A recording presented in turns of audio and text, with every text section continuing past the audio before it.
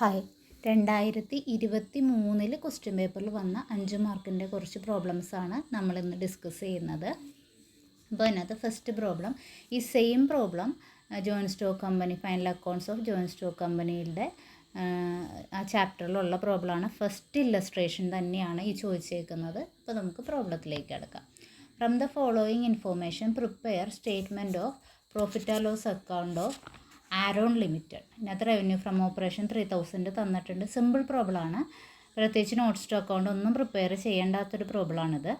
Other income തന്നിട്ടുണ്ട്, cost of material consumed തന്നിട്ടുണ്ട്, changes in inventory തന്നിട്ടുണ്ട്, എംപ്ലോയി ബെനിഫിറ്റ് എക്സ്പെൻസ് തന്നിട്ടുണ്ട്, നമുക്ക് ഫിനാൻസ് കോസ്റ്റ് തന്നിട്ടുണ്ട്, അതേപോലെ depreciation, other charges, tax rate 30%. ഇത്രയാണ് നമുക്ക് തന്നേക്കുന്നത്. അപ്പോൾ നമുക്ക് അതിൻ്റെ ആൻസർ നോക്കാം. അപ്പോൾ നമ്മൾ ആദ്യം പ്രോഫിറ്റ് ആൻഡ് ലോസ് അക്കൗണ്ടിൻ്റെ ഫോർമാറ്റ് പഠിക്കണം. Roman letter 1 revenue from operation അത് എഴുതുക, അതർ ഇൻകം എഴുതുക. ഈ 2 റവന്യൂ കൂടി ടോട്ടൽ ചെയ്യുമ്പോൾ നമുക്ക് ടോട്ടൽ റവന്യൂ കിട്ടും. അടുത്ത സ്റ്റെപ്പ് 4-മത്തത് എക്സ്പെൻസ് ആണ്. എക്സ്പെൻസ് എല്ലാ എക്സ്പെൻസ് എഴുതുക, ടോട്ടൽ എക്സ്പെൻസ് എഴുതുക. എന്നിട്ട് എന്ത് ചെയ്യുക, ഈ ഇൻകത്തിൽ നിന്ന് എക്സ്പെൻസ് കുറയ്ക്കുമ്പോൾ നമുക്ക് പ്രോഫിറ്റ് കിട്ടും. ആ പ്രോഫിറ്റിൽ നിന്ന് ടാക്സ് എത്ര പെർസെൻറ്റേജാണ് അത് കണ്ടുപിടിച്ച് അത് കുറയ്ക്കുമ്പോൾ നമുക്ക് പ്രോഫിറ്റ് ഫോർ ദ പീരീഡ് കിട്ടും.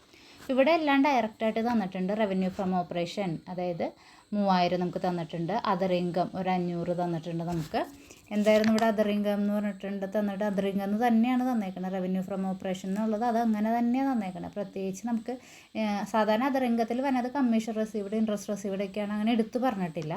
അടുത്തത് കോസ്റ്റ് എക്സ്പെൻസ്, അപ്പോൾ അത് ടോട്ടൽ ചെയ്തു. ഇനി expense cost of material consumed ആണ്, അത് തന്നിട്ടുണ്ട്, അങ്ങനെ തന്നെ തന്നിട്ടുണ്ട് 1000. ചേഞ്ചസ് ഇൻ ഇൻവെൻട്രി 250 അതും തന്നിട്ടുണ്ട്. എംപ്ലോയി ബെനിഫിറ്റ് എക്സ്പെൻസ് തന്നിട്ടുണ്ട്. ഫിനാൻസ് കോസ്റ്റ് ഇതൊക്കെ നേരിട്ട് തന്നിട്ടുണ്ട്. ഡിപ്രീസിയേഷൻ, അതർ എക്സ്പെൻസ് അത് ടോട്ടൽ ചെയ്യുമ്പോൾ നമുക്ക് 1840 കിട്ടും. 3500 നിന്ന് 1840 കുറയ്ക്കുമ്പോൾ നമുക്ക് പ്രോഫിറ്റ് ബിഫോർ ടാക്സ് 1660 കിട്ടും. 1660ൻ്റെ 30% കണ്ടുപിടിക്കുക. അപ്പോൾ നമുക്ക് 498 കിട്ടും. അതാണ് ടാക്സ്. 1660 നിന്ന് 498 കുറച്ച് കഴിഞ്ഞാൽ 1162. ഇതാണ് നമ്മളുടെ പ്രോഫിറ്റ് ഫോർ ദ പീരീഡ്. ഇനി ഈ ചേഞ്ചസ് ഇൻ ഇൻവെൻട്രി കണ്ടുപിടിക്കണം എങ്ങനെയാണ്? Opening stock minus closing stock ചെയ്യുക. മൈനസ് ഫിഗറാണ് കിട്ടണമെങ്കിൽ നമ്മൾ ബ്രാക്കറ്റിലിടാതെ, അല്ലെങ്കിൽ എന്താണ് സാധാ പോലെ മൈനസ് ഫിഗറാണ് നമ്മൾ ബ്രാക്കറ്റിലിടുന്നത്. അപ്പോൾ ബ്രാക്കറ്റിലിടുമ്പോൾ എന്താ ചെയ്യണത്, ബാക്കി എല്ലാവരും ആഡ് ചെയ്തിട്ട് ഈ 250 എന്ത് ചെയ്യണം, കുറയ്ക്കണം. എക്സ്പെൻസുകൾ ബാക്കി എല്ലാവരും ആഡ് ചെയ്തിട്ട് ആ 250 കുറയ്ക്കുമ്പോഴാണ് നമുക്ക് 1840 കിട്ടുന്നത്. നെക്സ്റ്റ് ക്വസ്റ്റ്യൻ 2023 ക്വസ്റ്റ്യൻ പേപ്പറിലുള്ളത് 1/4/2017 എ ലിമിറ്റഡ്.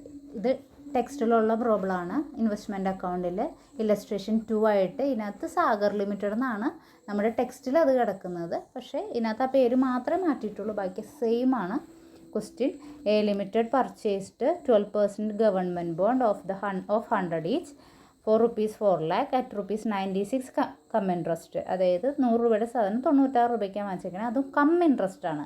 അതായത് ആ 96 രൂപയുടെ ടോട്ടൽ എമൗണ്ട് നമ്മൾ കണ്ടുപിടിക്കുമ്പോൾ അതിൽ ഇൻട്രസ്റ്റ് ഇൻക്ലൂഡഡ് ആണ്. Interest is payable on 30th June.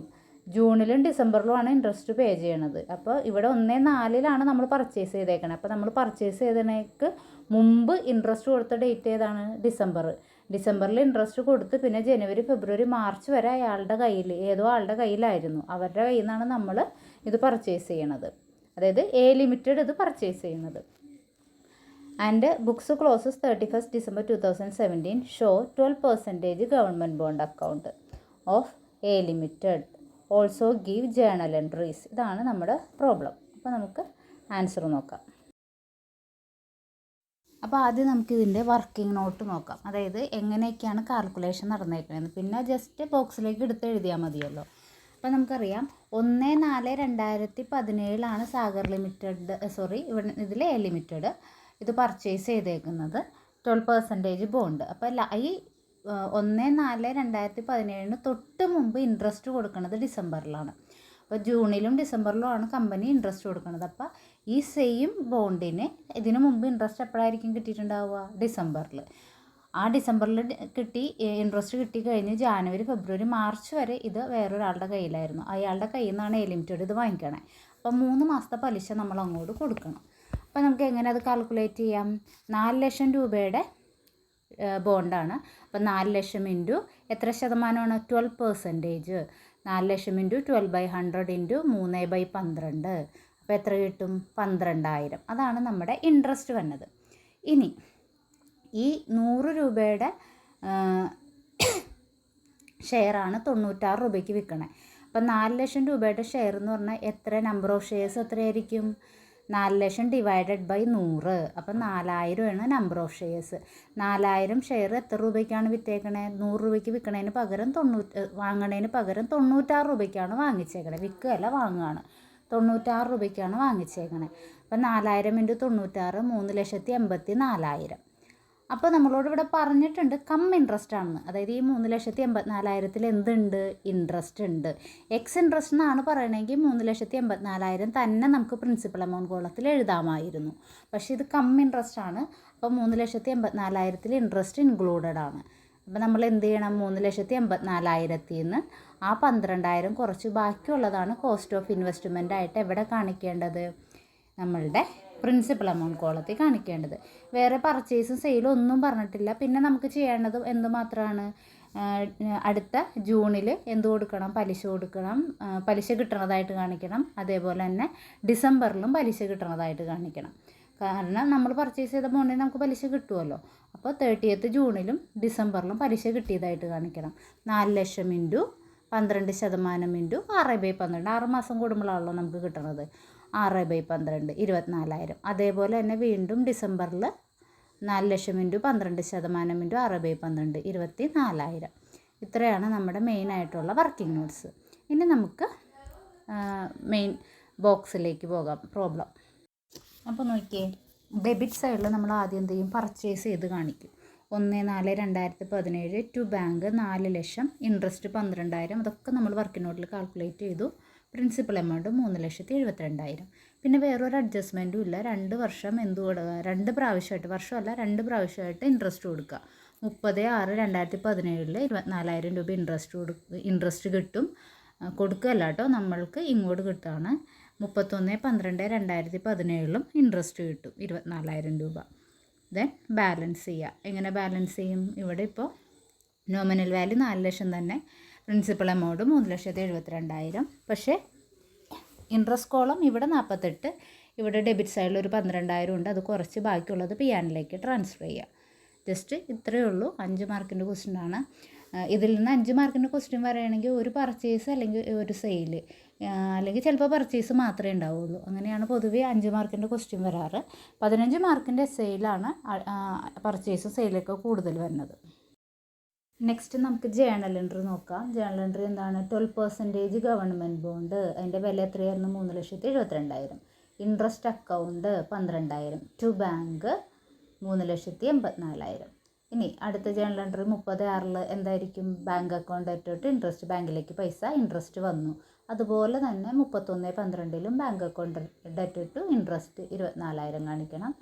Then interest എവിടേക്ക് ട്രാൻസ്ഫർ ചെയ്യണം? പി ആൻഡ് എൽ അക്കൗണ്ടിലേക്ക്. എത്ര രൂപയാണ് പി ആൻഡ് എൽ അക്കൗണ്ടിലേക്ക് ഡെബിറ്റ് സൈഡിൽ കാണിച്ചിരിക്കണേ? 36,000 ബാലൻസിങ് ഫിഗർ. അപ്പോൾ ആ 36,000 പി ആൻഡ് എല്ലിലേക്ക് ട്രാൻസ്ഫർ ചെയ്യുന്ന journal entry interest account debtor to P and L account. അപ്പോൾ ഇത് പഠിച്ചു വയ്ക്കുക കേട്ടോ. 2023 വന്ന മറ്റൊരു ക്വസ്റ്റ്യനാണ്. ഈ സെയിം ക്വസ്റ്റ്യൻ 2022 ക്വസ്റ്റ്യൻ പേപ്പറിൽ വന്നിട്ടുണ്ട്. നമ്മളത് ഓൾറെഡി അപ്ലോഡ് ചെയ്തിട്ടുണ്ട്. അപ്പോൾ നിങ്ങളത് നോക്കി പഠിക്കുക. അതുപോലെ 2023 ഇൻഷുറൻസ് ക്ലെയിമിൽ നിന്ന് വന്ന 5 മാർക്കിൻ്റെ ക്വസ്റ്റ്യനാണ്. ഇത് ഇല്ലസ്ട്രേഷൻ, നമ്മുടെ ടെക്സ്റ്റിൽ തന്നെ ഉള്ള ക്വസ്റ്റ്യനാണ്. ഇല്ലസ്ട്രേഷൻ 2 സെയിം ക്വസ്റ്റ്യൻ തന്നെയാണ്. നമുക്ക് ക്വസ്റ്റ്യൻ നോക്കാം. A fire occurred in the premises of P limited 28/5/2018. Purchase വന്നിട്ടുണ്ട്. അതായത് ആ ഇൻഡെമിനിറ്റി പീരീഡിൽ പർച്ചേസ് വന്നിട്ടുണ്ട്, വേജസ് വന്നിട്ടുണ്ട്, സ്റ്റോക്ക് വന്നിട്ടുണ്ട്, സെയിൽസ് വന്നിട്ടുണ്ട്, ഗ്രോസ് പ്രോഫിറ്റിൻ്റെ റേഷ്യോ തന്നിട്ടുണ്ട്, സാൽവേജ്ഡ് സ്റ്റോക്ക് തന്നിട്ടുണ്ട്. സിമ്പിളായിട്ടുള്ള ക്വസ്റ്റ്യനാണ്. ജസ്റ്റ് ഒരു മെമ്മോറാണ്ടം ട്രേഡിങ്ങും സ്റ്റേറ്റ്മെൻറ്റ് ഓഫ് ക്ലെയിമും മാത്രം വരച്ചാൽ മതി. എന്തൊക്കെ വരും ട്രേഡിംഗ് അക്കൗണ്ടിൽ? ഓപ്പണിംഗ് സ്റ്റോക്ക് 25,000 നമുക്ക് തന്നിട്ടുണ്ട്, എടുത്തെഴുതുക. പർച്ചേസ് 1 ലക്ഷം തന്നിട്ടുണ്ട്, വേജസ് 30,000 തന്നിട്ടുണ്ട്, അതുപോലെ സെയിൽസ് 1,50,000 തന്നിട്ടുണ്ട്. 1,50,000 ആണ് കേട്ടോ.